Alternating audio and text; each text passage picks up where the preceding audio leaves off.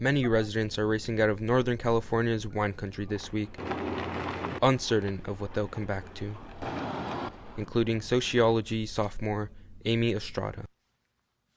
Mentally, it's still kind of like, it feels like you feel like you're in a movie while you're going through it because you don't really know what to do in those situations.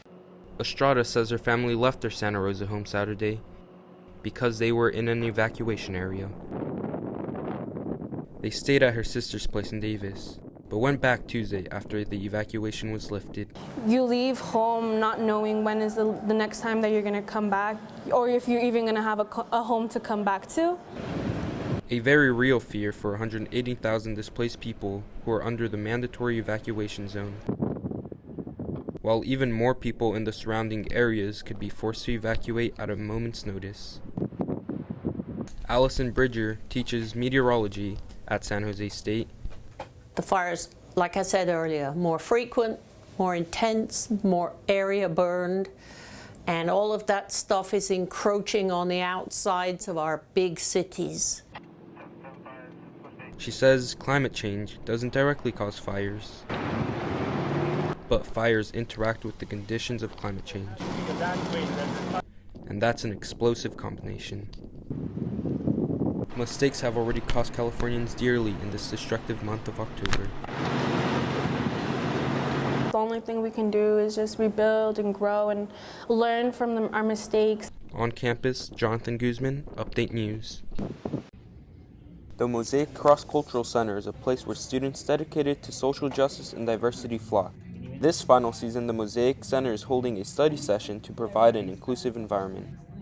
Like many other places, the Mosaic offers food and test materials, but for sophomore Elia Biss, the center offers something that not many other places have to offer.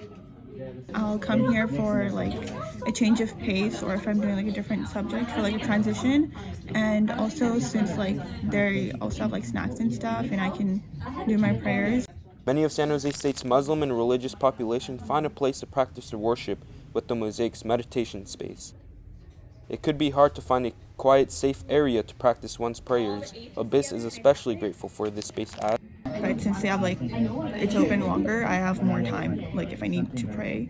I can't make it exactly like before 5. So. As for those who may not use a meditation room, the environment offers more learning than anything, as junior Nicholas Jimenez says.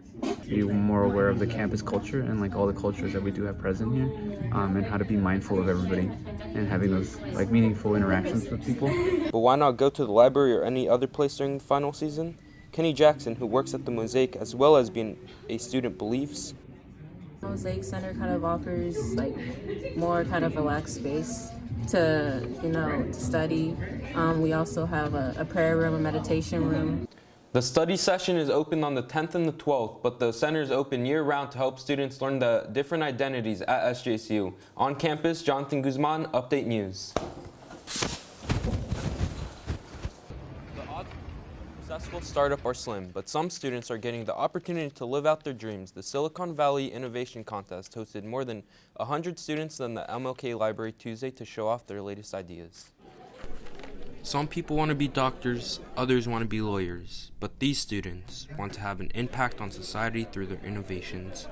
And with the Silicon Valley Innovation Contest, they can be one step closer. Nikolai Stife is part of a group working on a smart heating and cooling system comparable to Nest. We are measuring the temperature in room A and then room B, and compared to the desired temperature, and if we need temperature changes in either of those rooms, we can do those changes. The Innovation Challenge targets San Jose students, but faculty and other schools are welcome. Dan Mashavi, Dean of Lucas College, wants to leave the students with this message. Dream big to really understand what the ideation process looks like, and to also understand how much hard work it is to move from ideation to actually launching a business. Organizers say only about half the teams continue with their projects, with only 3 winning cash prizes, but others get recognition from donors.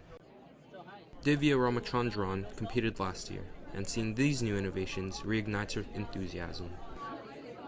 So many of them are at the forefront of technology, so it's very, very interesting to see how educated all these students are. And the winner was a group that made a medical device to assess symptoms of Parkinson's.